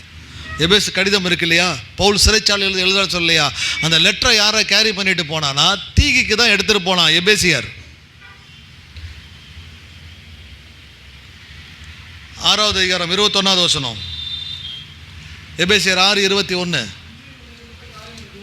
என்னங்க ஐயா? அன்றியும் எனக்கு அடுத்த காரியங்களையும் என் சுக செய்திகளும் உங்களுக்கு தெரிய வரும்படி அவைகளை எல்லாம் கர்த்தருக்குள் உண்மையுள்ள ஊழியக்காரனாகிய தீகிக்கு உங்களுக்கு. ஸோ யார் லெட்டர் எடுத்துகிட்டு போகிறார் எபேசு சபைக்கு? தீகிக்கு தான் எடுத்துகிட்டு போகிறார். நான் சொல்ல உங்களுக்கு புரியுங்களா? தயவு செஞ்சு நான் சொல்கிறேன், இந்த உண்மை என்பது எல்லா காலகட்டங்களிலையும் மக்களுக்கு இருக்கணும். முதல்ல உண்மை எனக்கு வேணும்னு நான் சொன்னேன். நான் உண்மையாக இருக்கணும். முதல்ல நான் யாருக்கு உண்மையாக இருக்கணும்? எனக்கு முதல்ல நான் உண்மையாக இருக்கணும். எனக்கு நான் உண்மையாக இருந்தால் தான் நான் மற்றொருத்தர் நான் உண்மையாக இருக்க முடியும். தீகிக்கு தனக்கு எப்படி உண்மையுள்ளவராக இருந்தார் அப்படின்னு கேட்டிங்கன்னா, இப்போ ரோமாபுரியில் வீட்டு சிறை காவலில் இருக்கக்கூடியதான தீகிக்கு இப்போ எங்கே போகணும்? கொலேசே பட்டணத்துக்குள்ளாக அவர் என்ன பண்ணணுங்க? போகணும். ரோமாபுரியிலிருந்து அவர் கொலேசே பட்டணத்துக்கு அவர் போகணும்னா இத்தாலியில் இருக்கக்கூடியதான, இத்தாலியில் தான் ரோமாபுரி இருக்குது. இத்தாலியில் இருக்கக்கூடியதான முக்காவாசி பகுதியை அவர் கால்நடையாக தான் நடந்து போகணும். கால்நடையாக தான் நடந்து போய் என்ன பண்ண முடியும்? அட்டரியாட் என்று சொல்லக்கூடியதான கடல் பகுதிக்குள்ளாக அவர் போய் சேர முடியும். துறைமுகத்துக்கு அவர் போக முடியும். நான் சொல்ல உங்களுக்கு புரியுதுங்களா? ரோம்லேருந்து புறப்பட்டு இப்படி எடுத்துக்கோங்களேன், ரோம்லேருந்து புறப்பட்டு ஒரு 80 மைல் இல்லாட்டினா ஒரு 60 மைல் அவர் என்ன பண்ணணும்? அவர் நடக்கணும். நடந்தே தான் ஹார்பருக்கு போகணும். அட்ரியாட்டிக்கிட்ட தானே ஹார்பருக்கு அவர் போகணும். அங்கே ஹார்பர்லேருந்து கப்பலை பிடிக்கணும். அந்த ஹார்பர்லேருந்து கப்பலை அவர் பிடிச்சி கிரீஸுக்கு வரணும். திருப்பி கிரீஸில் இருந்து அவர் ஏஜியன் கடல் பகுதி துறைமுகம் வரைக்கும் அவர் நடக்கணும். திருப்பி ஒரு 50 கிலோமீட்டர் அவர் நடக்கணும். ஒரு உதாரணத்துக்கு நான் சொல்கிறேன், ஆல் ஓவர் அவர் நடந்ததான காரியங்கள் எவ்வளோ தூரம் இருக்கிறத நான் கடைசியாக நான் சொல்கிறேன். இத்தாலி ரோம்லேருந்து புறப்பட்டு இத்தாலியில் அவர் ஃபுல்லாக நடந்து அவர் என்ன பண்ணணும், ஆட்ரியாட்டிக் கட்டதான ஒரு போர்ட்டுக்கு அவர் வந்து அங்கேருந்து ஒரு கப்பலை பிடிச்சி அவர் கிரீஸ் வரைக்கும் வரணும். கிரீஸிலிருந்து திருப்பி ஏஜென்ட் போர்ட் வரைக்கும் அவர் என்ன பண்ணி தான் ஆகணும், நடந்து தான். ஏன்பா சார் பஸ் இல்லையா, ட்ரெயின் இல்லையா, ஃப்ளைட் இல்லையான்னு கேட்காதீங்க. நான் பேசுகிறது 1ஆம் நூற்றாண்டு, நான் பேசுகிறது 1ஆம் நூற்றாண்டு. இப்போ 21ஆம் நூற்றாண்டுலேருந்து பேசலை. திருப்பி அவர் ஏஜியன் கடற்போக்கத்துக்கு வந்துட்டார் அப்படின்னா ஏஜியிலிருந்து கொலேசியா வரைக்கும் அவர் என்ன பண்ணி ஆகணும், அவர் திருப்பி கடற்பயணத்தில் வந்தாகணும். நாட் ஓன்லி அந்த வரக்கூடியதான கப்பல் எக்ஸாக்டாக கொலேசியாவுக்கு வராது. நான் சொல்ல உங்களுக்கு புரியுதுங்களா? இப்போ சென்னையிலேருந்து நான் ஃப்ளைட்டில் வரணுன்னா எங்கே வந்து தான் இறங்கணும், ஓம்லேருந்து காமலாபுரம் தான் வந்து இறங்கணும், டைரெக்டாக இங்கே வரவே முடியாது. அப்போ நான் என்ன பண்ணி ஆகணும், கார் இல்லை, பஸ்ஸு இல்லை, சைக்கிள் இல்லாத காலகட்டங்களில் நான் என்ன பண்ணி ஆகணும், அங்கேருந்து நான் நடந்து தான் வந்தாகணும். அதுபோல் ஏஜென்ட் போர்ட்டிலேருந்து அவர் இறங்கினார்னா கொலேசியா வரைக்கும் அவர் நடந்து ஆகணும். அந்த ஏஜியன் போர்ட்லேருந்து கொலேசியா பட்டணம் 100 மைல். எத்தனை மைலுங்க ஐயா? இப்போ டோட்டலாக நீங்கள் ரோமில் பவுல்ட்டிருந்து லெட்டரை வாங்கிட்டு புறப்பட்டார்னா அவர் கொலேசியா பட்டணத்துக்கு வரணும்னா 1000 மைல் அவர் கடந்தாகணும். இந்த 1000 மைலில் ஏறக்குறைய 700 அல்லது 600 மைல் அவர் என்ன தான் பண்ணி ஆகணும், நடந்து தான். இப்போ எங்களாவது ஊழியத்துக்கு வாயா போகலாம் அப்படின்னா, சுவிசேஷ அறிவிக்க போகலாம் வாயா, ட்ராக்ஸ் கொடுக்க போகலாம் வாயா, ஆனால் முதல்ல நம்ம தேர்றது கார் இருக்கா, பைக் இருக்கா. இப்போ உங்களை ஊழியத்துக்கு வாங்க வண்டி இருக்குன்னு நான் சொல்லிட்டேன்னா எல்லோரும் டக்குன்னு கிளம்புவோம், சோறாவது ஒன்றாவது வண்டியில் போயிடலான்ட்டு. நடந்து தான் போகலாம். ஐயோ எனக்கு கால் வலிக்குது, இடுப்பு வலிக்குது, 4 நாளாக நான் உடம்பு சரியில்லைங்க, படுத்துக்கிட்டு இருந்தேங்க, ஏதோ சர்ச்சை மிஸ் ஆகக்கூடாது, இன்றைக்கி தான் நான் சர்ச்சுக்கு வந்தேன். ஐயோ சர்ச்சை முடித்தோன்னே எனக்கு ஒரு முக்கியமான வேலை இருக்குது, நான் அங்கே போகணும். அடடட சொல்ல மறந்துட்டேங்க, சொந்தக்காரங்க வந்திருக்காங்க, நான் அடுத்த வாரம். எதெல்லாம் எப்போ நடந்து போகலாம் வாங்கன்னு கூப்பிட்டா வரக்கூடிய கதை. ஆனால் நாம் சொல்லுவோம், கடவுளுக்கு நான் உண்மையாக இருக்கிறேன், எனக்கு நான் உண்மையாக இருக்கிறேன், சர்ச்சுக்கு நான் உண்மையாக இருக்கிறேன். சொல்ல வருது புரியுதா? சபைக்கு மக்கள் தேவை, ஊழியத்திற்கு மக்கள் தேவை. அந்த மக்கள் உண்மையுள்ள மக்களாக இருக்கணும். அந்த உண்மைக்கு உதாரணம் தீகிக்கூடிய லைஃப் எடுத்து உங்களுக்கு நான் சொல்கிறேன். ஒரு கடிதத்தை கொண்டு வருவதற்காக அவ்வளவு தூரம் பாடுபட்டு வந்திருக்கிறார் அப்படின்னா அவர் எப்படிப்பட்டவராக இருந்திருப்பார்? ஒன்று வேணாம், தயவுசெய்து மக்களுக்கு டீ வேணும், அப்படி நடந்து போயிட்டு வாங்க நான் சொல்லட்டும் பார்க்கலாம். உடனே முதல் கேள்வி என்னவா இருக்கணும், வண்டி இருக்கா, 2 வீலர் இருக்கா, யார் நடந்து போய் வாங்கிட்டு அது எங்கள் பக்கத்தில் இருக்கிற டீ கடைக்கு எல்லாம் ஏற்ற அப்படிங்கிற கடைக்கு. இன்னொன்று மிகப்பெரிய சங்கடம் நமக்கு இங்கே, லிஃப்ட் இருக்கா, அது யார் படிக்கட்டை இறங்கி போய் யார் ஏறி நான் இல்லை யோசிங்க. எப்படிப்பட்டதான மனப்பான்மை தீகிக்குள்ளாக இருந்தேன். ஏன்னா தீகிக்கு நல்லா தெரியும் பவுல் போகிற இடம்லாம் அடியும் உதையும் குத்தும் இருக்குன்றது அவருக்கு நல்லாவே தெரியும். தெரிஞ்சும் பவுலோடு கூட கடைசி வரையிலும் துணைதான் மனுஷன். தீகிக்கு நிறைய இடங்கள் என்னால் எடுத்து காட்ட முடியும். பவுலோடு கூட எப்படி அவர் கம்பெனி ஆகியிருந்தாலும் ஏன்னா நிறைய இடங்கள் எடுத்து காட்ட முடியும். பெரும்பாலும் யோசிக்க முடியாத ஒரு பெயர். இதோட இன்னொரு பியூட்டி என்ன தெரியுங்களா, கொலேசியர் 4வது அதிகாரமும் ரோமர் 16வது அதிகாரத்திலாம் இப்படிப்பட்டதான பெயர்கள் எழுதி வைத்திருப்பார். வேறு எந்த புத்தகத்திலையும் பார்க்க முடியாது. நீங்கள் வேணால் பாருங்கள், ரோமர் 16வது அதிகாரம் கெங்கிரேயா சபை ஊழி கரையா பெபாயாலன்னு தொடங்கினார்னா அப்படியே ஒரு பேர் லிஸ்ட்டு வந்துக்கிட்டே இருக்கும். கொரிந்தியரில் இருக்காது, 2 கொரிந்தியரில் இருக்காது, கலாத்தியரில் இருக்காது, எபேசியில் இருக்காது, பிலிப்பியரில் இருக்காது, கொலேசியரில் இருக்குது, தென் அடுத்து தெசலோனிக்கேரில் இருக்காது. ஸோ எந்த புத்தகத்தை இந்த மாதிரி பெயர் லிஸ்ட் நீங்கள் வாசிக்கவே முடியாது. ஒன்று ரோமர் 16, இன்னொன்று கொலேசியர் 4. இதில் தான் பெயர் லிஸ்ட் இருக்கும். இதனுடைய சிறப்பான ஒற்றுமை என்னன்னு தெரிஞ்சுங்களா, இந்த 2 இடத்துக்கும் பவுல் இது வரைக்கும் போனதே கிடையாது. ரோமாபுரி மக்களையும் அவர் சந்தித்தது கிடையாது, கொலேசியில் இருக்கிற மக்களையும் சந்தித்தது கிடையவே கிடையாது. தான் சந்திக்காத மக்களுக்கு அந்த அளவுக்கு அக்கறையும் அன்பும் உறவை வழக்கவும் அவர் பாடுபடுறார். அப்படின்னா சபையில் பார்க்குற நம்ம ஒருத்தர் பார்க்குறோன்னா ஒருத்தருக்கு ஒருத்தர் ஊழியம் செய்யும்படியாய், சேவை செய்யும்படியாய், இந்த உறவை பாதுகாக்கும்படியாய் நம்ம எந்த அளவுக்கு நம்ம பாடுபடணும். சபையில் மக்கள் தேவைங்க ஊழியங்களை செய்வதற்கு. இதில் சொல்கிறார், தீகிக்கு நான் அனுப்புகிறேன், அவன் என்னுடைய செய்திகளை நான் அறிவிப்பான், அவன் உங்களுடைய இருதயங்களை தேற்றுவான் இருக்கு. ஒனேசிமிஸ் நான் அனுப்புகிறேன், அவங்களுடைய இருதயங்களை தேற்றுவான்.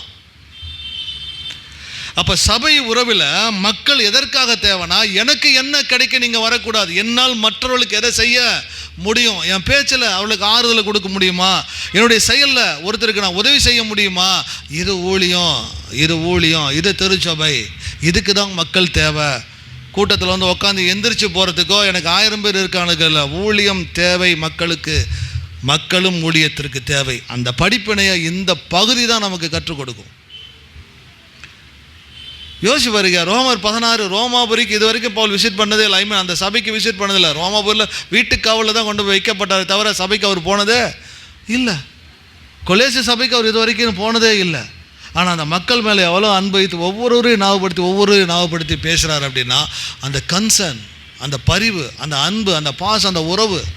இன்னொன்று தெரியுங்களா, இது அந்த காலத்திலையும் சாத்தியம்தான், இந்த காலத்தில் தான் சாத்தியம்தான். பவுலுக்கு தெரியும், ஒவ்வொரு இடத்திற்கும் மனிதர்களை தான் அனுப்புனார், கடிதத்தோடு கூட. ஒவ்வொரு இடத்துலையும் கடிதத்தோடு கூட யார் அனுப்புனாருங்க? ஒவ்வொரு மனிதர்களையும் அனுப்பினார். ஒவ்வொரு மனிதர்களும் புறப்பட்டு போனார். ஏன்னா பவுலுக்கு தெரியும், கடிதத்தில் எழுதப்பட்டதான வார்த்தைகள் செய்யாததை, சொல்லாததை மனிதர்கள் நிச்சயமாக என்ன பண்ண முடியும், செய்ய முடியும். இப்போ தீகைக்கு கொண்டு போய் லெட்டரை கொடுத்துட்டு அவர் அடுத்து சொல்கிறாரு, 8வது வசனத்தை என்ன சொல்கிறாரு?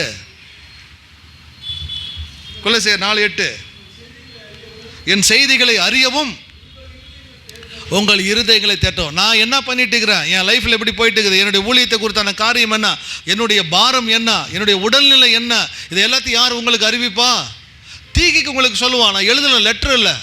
அந்த லெட்டரில் ஏகப்பட்ட விஷயங்கள் இருக்கலாம். ஆனால் நேரடியாக ஒருவன் முகம் பார்த்து உங்களுக்கு சொல்லுகிறதான பொழுது உங்களுடைய நம்பிக்கை இன்னும் என்னவாகும், அதிகமாக ஆகும். அப்போ கடிதம் செய்யாததை ஒரு மனிதன் என்ன பண்ண முடியும், செய்ய. கடிதம் செய்யாத ஒரு மனிதன், இன்றைக்கி டிஜிட்டல் வேர்ல்டில் இருக்கிறீங்க, எல்லாத்துக்கும் ஹாய்னு மெசேஜ் அனுப்புகிறீங்க, எல்லாத்துக்கும் பிறந்த நாள் வாழ்த்து டிஜிட்டல்லே நீங்கள் அனுப்புகிறீங்க. இந்த காலகட்டங்களில் நமக்கு தெரிந்தவர்களையோ உறவினர்களையோ நண்பர்களையோ நேரில் பார்த்து வாழ்த்து சொல்லுவது கூட நமக்கு நேரம் கிடையாது. நாம் எல்லாம் யார்? நாம் எல்லாம் யாருங்க?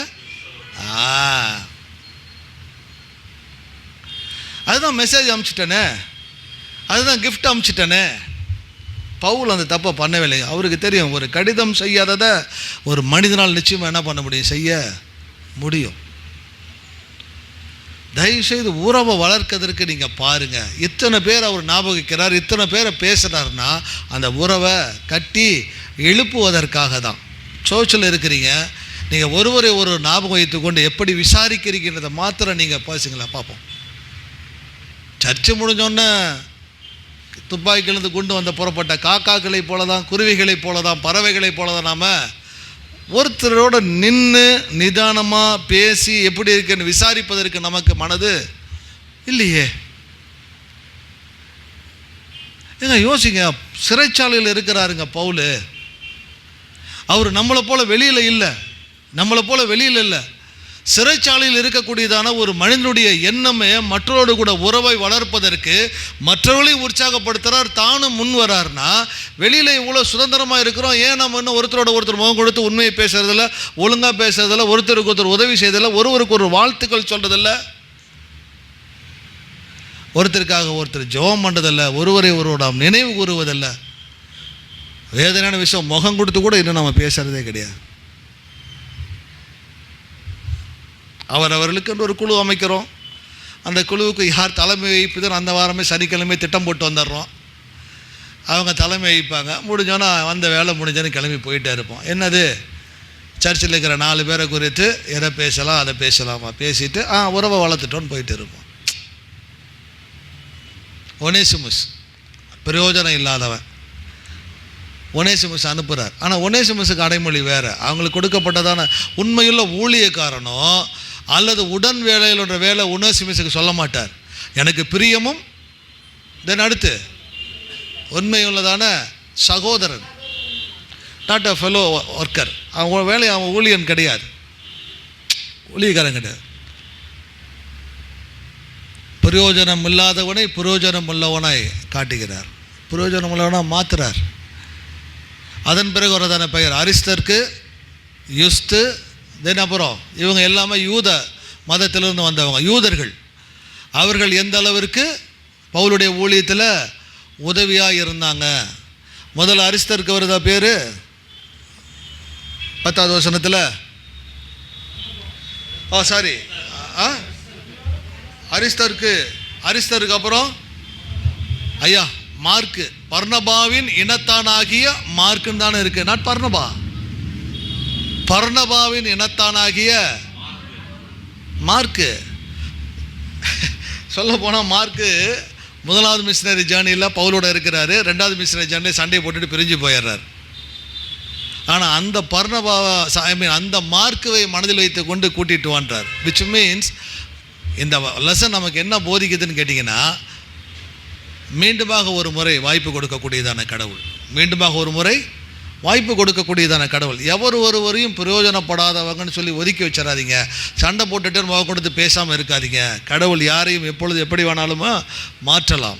இந்த மார்க்கு தாங்க, மார்க்கு சுவிசேஷத்தை எழுதுறது. மார்க்கு சீசன் அல்ல, மார்க்கு சீசன் அல்ல. பவுலோடு கூட ஊழியத்தில் இருந்தார், பேதுருவுக்கு ஊழியத்தில் உதவியாக இருந்தார். ஏன்னா பேதுருக்கு படிக்க தெரியாது, எழுத தெரியாது, கிரேக்க மொழி தெரியாது. அவர் பேசுனது எல்லாமே அராமிக், கலிலேய கடற்கரையோரம் பேசுனதான மொழி. அவர் அப்படி பேசும்போது அவளுக்கு கிரேக்கில் டிரான்ஸ்லேட் பண்ணி கொடுத்தது மார்க்கு. ஏன் கிரேக்கத்தில் டிரான்ஸ்லேட் பண்ணணும்? என்ன காரணம்? மாவீரன் அலெக்சாண்டருக்கு ஒரு கெட்ட பழக்கம் இருந்தது, அதுவே நல்ல பழக்கம். தான் படையெடுத்து போகக்கூடியதான நாடுகள் மீதெல்லாம் வெற்றி காண்பான். எங்கெங்கெல்லாம் படையெடுத்து போகிறான் அந்த நாட்டையெல்லாம் ஜெயிச்சு கையில் வச்சுப்பான். கையில் வச்சுட்டு அந்த நாட்டு ராஜாவை பார்த்து சொல்லுவான், கிரேக்க மொழியை தாய்மொழியாக உன் நாட்டில் அறிவிச்சின்னா உன்னை நான் விடுதலை ஆக்கிடுறேன். கிரேக்க மொழியை உன்னுடைய நாட்டினுடைய தாய்மொழியாக நீ ஏற்றுக்கொண்டு அதை நீ அறிவிச்சின்னா ஃப்ரீடம், இல்லாட்டா நீ எனக்கு அடிமை. அதனால தான் உலகம் முழுவதும் கிரேக்க மொழி ஒரு கொடைன்னு கிடையாது. காரணம்னா இதுதான், போவான் சண்டை போடுவான் பிடிப்பான், ஒத்துக்கரியா கிரேக்க மொழி தாய்மொழின்னு, எஸ் ஓகே. அதனால தான் புதிய ஏற்பாடு கிரேக்க மொழியில் எழுதப்பட்டது. இல்லை ஹிஸ்ட்ரி தெரியாது. ஏன் பழைய ஏற்பாடு எபிரேய மொழி, புதிய ஏற்பாடு கிரேக்க மொழி? ஏன் புதிய ஏற்பாடு கிரேக்க மொழி? ரோமர்கள் ஆட்சி காலத்தில் இருந்தாலும் உலகம் முழுவதும் பேசப்பட்டதான பொது மொழி கிரேக்க மொழியாக இருந்தது. கிரேக்க தெரியாமல் யாருமே இல்லை, அதனால் எல்லாம் கிரேக்க மொழியில் எழுதினாங்க. ரோமருடைய காலத்தில் எழுதப்பட்டது லத்தீன், ரோமருடைய மொழி லத்தீன். லத்தீன் உலக மொழியாக இல்லையே, கிரேக்கம் உலக மொழியாக இருந்தது. ஸோ பேதருக்கு கிரேக்க மொழி தெரியாது, அவர் ஃபிஷரிமேன், மீன் பிடிக்கிறவர். மார்க்கு கற்றறிந்தவன், அவனுக்கு கிரேக்க மொழி தெரியும். பேதுரு பேசுவதை கிரேக்கத்தில் டிரான்ஸ்லேட் பண்ணார். அப்படி எழுதப்பட்டது தான் மார்க்கு புத்தகம். அது யார்கிட்ட கற்றுக்கிட்டது? பேதுரு சொல்ல சொல்ல எழுதினார். ஆனால் தயவுசெய்து மார்க் எழுதினார்னாரிங்க. 2வது மார்க்கு சீசன்னு சொல்லிடாதீங்க. 4 சுவிசேஷ புத்தகங்கள், மத்தேயும் யோவான் 2 பேர் தான், 1 and 4 2 பேர் தான் சீசருங்க. லூக்காவும் மார்க்கும் சீசங்க கிடையவே கிடையாது. ஓகேங்களா? ஸோ நல்லா புரிஞ்சுக்கணும், ஊழியத்திற்கு மக்கள் தேவை. எதற்காக தேவை? ஜெபிக்க. அடுத்து சொல்லுவார், எப்போ பிறாவை பற்றி பேசுவார்.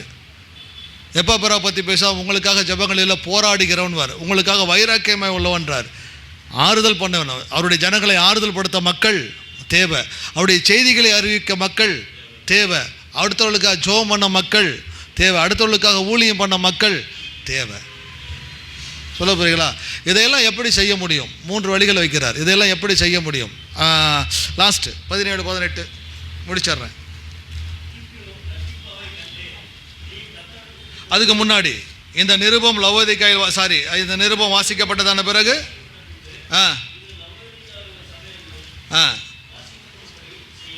ஓகே, ஒன்று நீங்கள் வாசிங்க, மற்றவங்க வாசிக்கிறதுக்காக கொண்டு செல்லுங்கள். விச் மீன்ஸ், ஐயா இதை முடிச்சிடறேன், வாசித்த நிருபத்தை லவோதிகாய்க்கு என்ன பண்ணாமல் அனுப்பணுன்றார். இப்போ நாம் எப்படி இதை செய்யலான்னு கேட்டிங்கன்னா, கடவுளுடைய வார்த்தையை நாம் படிக்கிறோம், இந்த வார்த்தையை நாம் மற்றவர்களுக்கு எடுத்து நாம் சொல்லலாம். 2வது விஷயம். அடுத்து ஓகே, தென் அடுத்துங்க ஐயா, அடுத்து அர்க்கிப்பாவை கண்டு அவன் தேவனிடத்தில் பெற்றதான ஊழியத்தை நிறைவேற்றுன்றார். தேவனிடத்தில் பெற்றதான ஊழியத்தை நிறைவேற்றும்படி ஒன்று நாம் மற்றவங்களுக்கு ஷேர் பண்ணலாம், இல்லைன்னா மற்றவங்களை உற்சாகப்படுத்தலாம். அவன் செஞ்ச ஊழியத்தை அவன் செய்யும்படி என்ன பண்ணுறது, உற்சாகப்படுத்தும்படி அவனை சொல்கிறார். ஸோ உற்சாகப்படுத்தலாம். 3வது கடைசி வசனம், என்னை நினைவு கூறுங்கள்ன்றாரா, என்னுடைய கட்டுகளை நினைவு கூறுங்கள்ன்றாரா?